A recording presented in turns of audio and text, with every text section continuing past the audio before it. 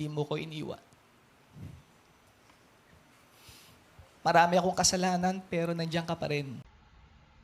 Guilty beyond reasonable doubt ang hatol ng Taguig RTC kina Sed Digli at Denise Corneo at sa dalawa, iba pa, sa kasong serious illegal detention sa It's Showtime host na si Bong Naba. Sinintensyahan sila ng reclusion perpetua o hanggang 40 years na pagkabilanggo.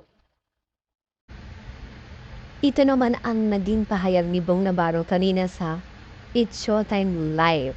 Ayan, sabi nga, maraming salamat Lord dahil lagi kang nakagambay sa akin. Ikaw ang naging sentro ko at napaka-totoo mo. Kaya maraming salamat. Maraming salamat po sa ABS-CBN.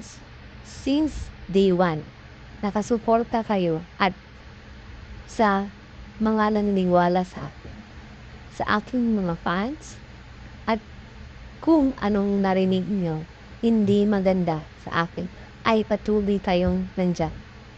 Sa Showtime family, maraming salamat.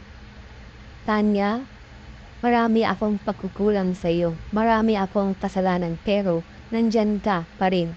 Mahal na mahal kita. Maraming salamat. Yan nga po ang naging pahayag ni Bong Navarro kanina pagkatapos po ang desisyon ng Korte o na RTC Taguig. Yun nga po, so masayang-masaya si Bong at masayang-masaya ng kaibigan at ang Bong Studio kanina guys. So, yun para emotional siya, mangyari siya dahil sa haba ng tinagbo ng kaso at least nakamit niya ang tunay na hustisya. So, masasabi pa rin natin, meron pa rin talagang hustisya sa ating bansa. Kaya Bong, congratulations at deserve mo yan. Yan lang guys, maraming salamat.